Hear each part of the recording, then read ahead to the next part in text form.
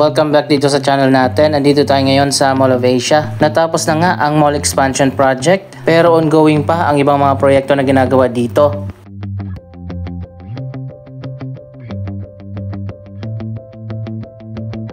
Ito na yata yung 7 Ecom Center na itatayo na rin.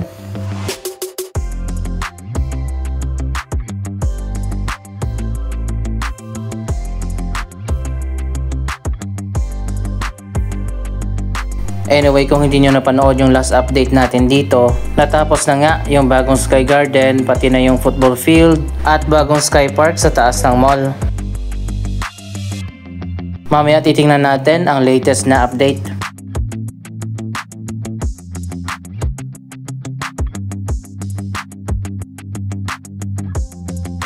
Dito naman sa paligid ng Mall of Asia Complex, dalawang bagong office building nga ang itatayo dito.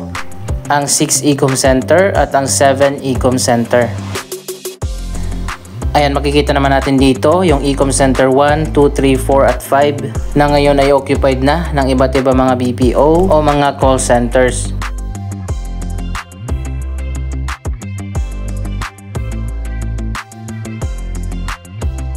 Patuloy pa rin ang demand sa mga office spaces dito sa Mall of Asia Complex.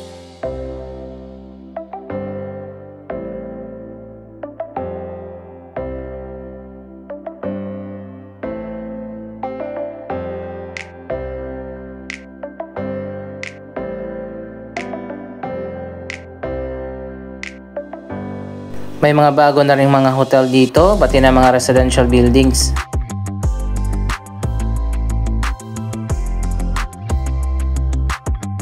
So ayan guys, dito muna tayo sa Manila Bay area. Tingnan natin ang latest na progress ng iba't iba mga reclamation project na ginagawa dito. Sa kabilang side ng Mall of Asia Complex, ito ang Pasay Harbor City.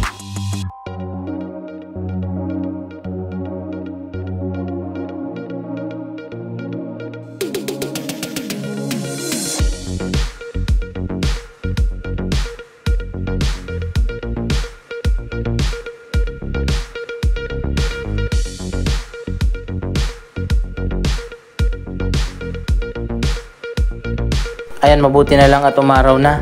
260 hectares ang lawak ng man-made island na itatayo dito. Ang Pasay Harbor City ay proyekto ng Pasay LGU, kapartner ang ilang mga investors. Ito naman ang boundary ng Pasay Harbor City at ang SM Prime Reclamation dito sa kabila. Parang letter S pala yung magiging water channel dito sa gitna.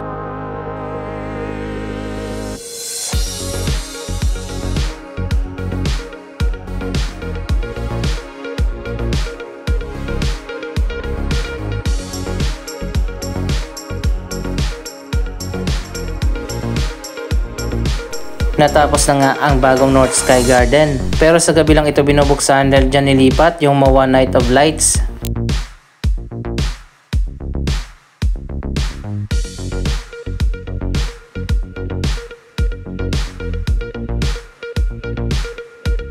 Binuksan na nga yung bagong third floor ay may mga bagong stores na nagbukas na rin.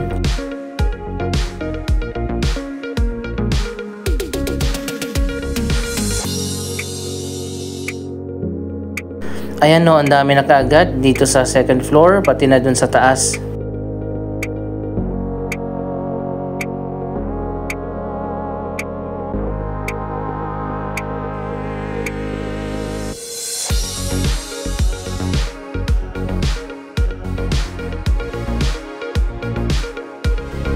So ayan guys, kaya hindi pa natin napupuntahan ang bagong North Sky Garden dahil sa hapon pa ito binubuksan.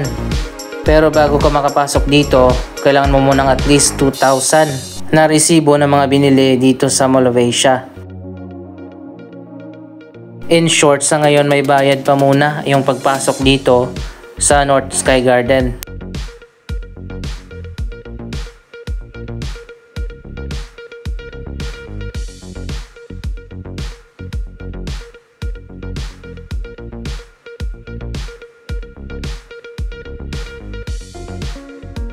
Pero sa ngayon hanggang silip muna tayo. Ayan, makikita naman natin yung ilang areas dito sa bagong Sky Garden.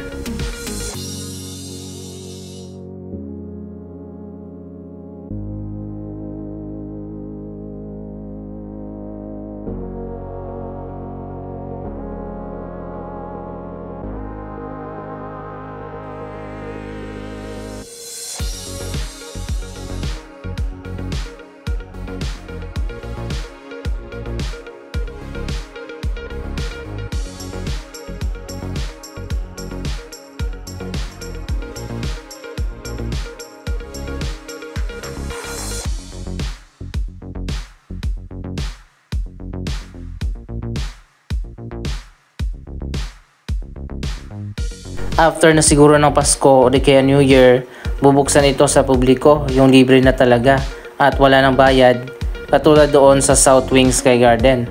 Most likely January pa tayo makakapag-tour dito sa bagong Sky Garden.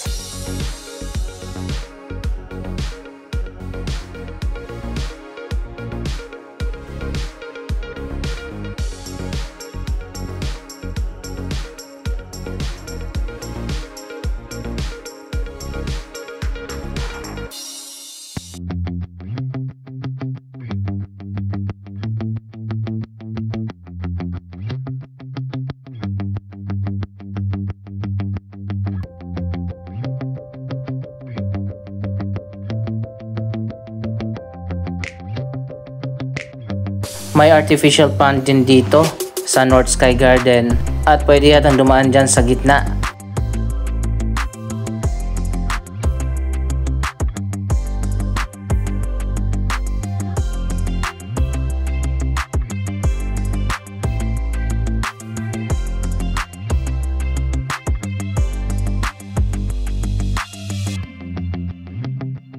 Sa ngayon, hindi pa natin masasabi kung alin ang mas maganda, ang design dito ba sa North o yung sa South Wing Sky Garden.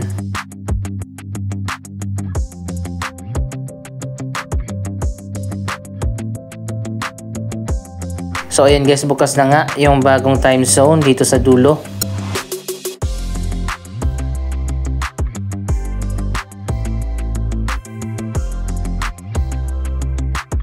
Teka muna, parang maliit lang yata yung space dito. Akala natin malawak yung bagong time zone.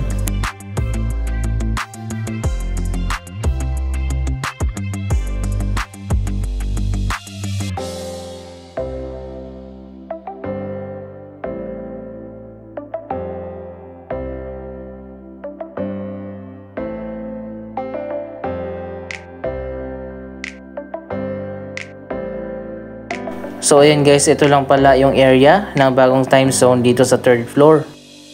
Ayon pa sa nakausap natin na staff, ito pala yung pangalawang time zone dito sa Mall of Asia. Ngayon ko lang naalala, may time zone na pala doon sa 2nd floor. Mas malawak doon at mas maraming arcade.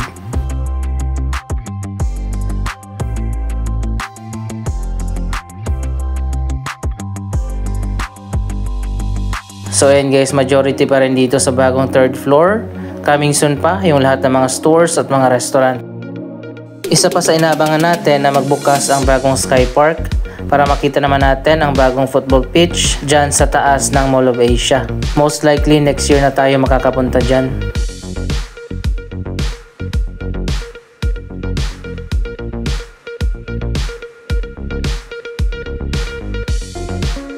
Andito tayo sa may atrium ng mall. Akala ko giant Christmas tree yung itatayo dito. Ano kaya to? Ayaw ko na pumunta dun sa baba. Kung alam nyo, i-comment nyo na lang sa video ito.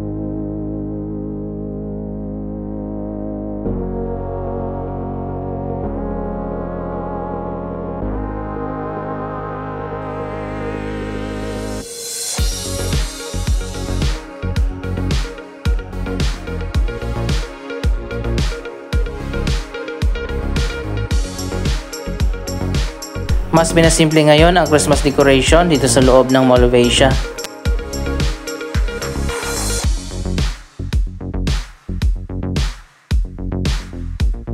So ayan guys, may nakita ko dito sa labas ng MOA Arena, mga double-decker bus. Bakit kaya hindi ibalik sa transportation natin itong mga double-decker? Mas marami ang may sasakay ng mga bus na ganito.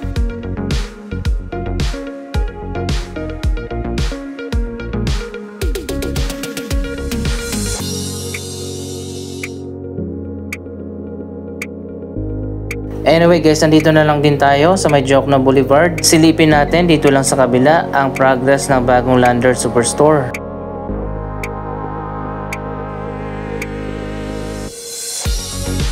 Andito na tayo sa kabila sa Asiana City. Dito nga itinayo ang bagong Lander Superstore. Ayan, eto na ang latest na progress.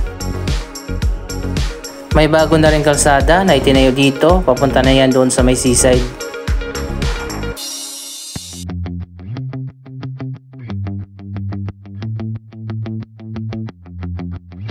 Malawak din pala itong bagong Lander Superstore sa Asiana City.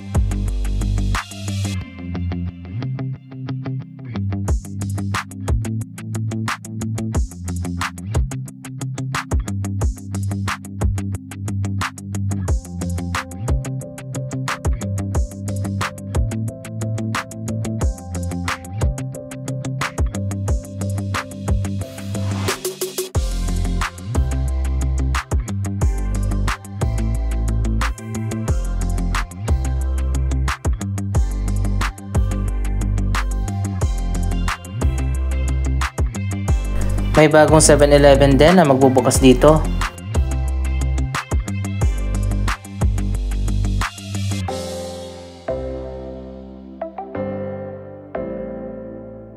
Daanan na rin natin ang Parkal. Andito tayo sa likod kung nasaan ang dalawang sports facility. Isang football pitch at basketball court.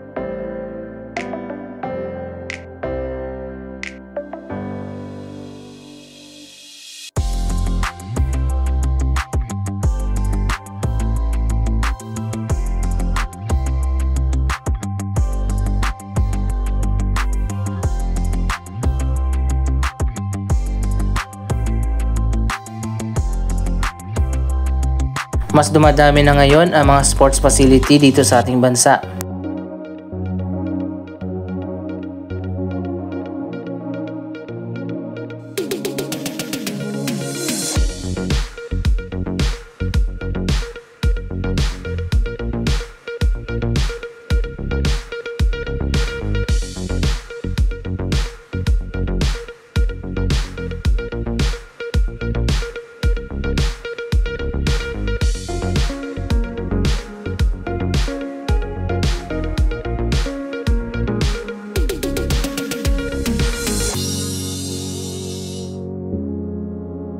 Yung bleachers ay nandito pa rin sa labas, ilalagay pa yan dito sa loob ng football pitch.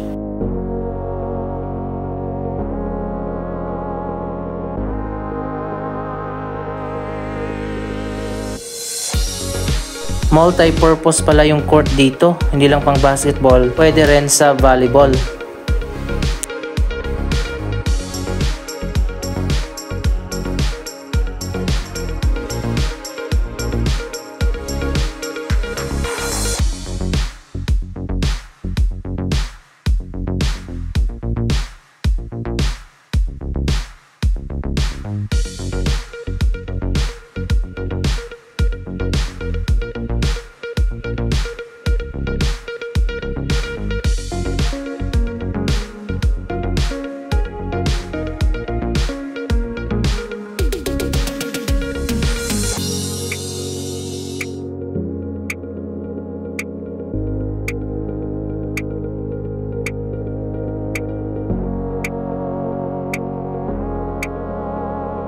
So ayun guys, ano masasabi nyo sa progress ng iba't ibang mga proyekto na ginagawa dito sa Manila Bay Area? Mag-comment lamang dyan sa baba ng inyong mga reaksyon. Maraming salamat sa inyong panonood. Don't forget to like, share, comment at subscribe. Thank you for watching!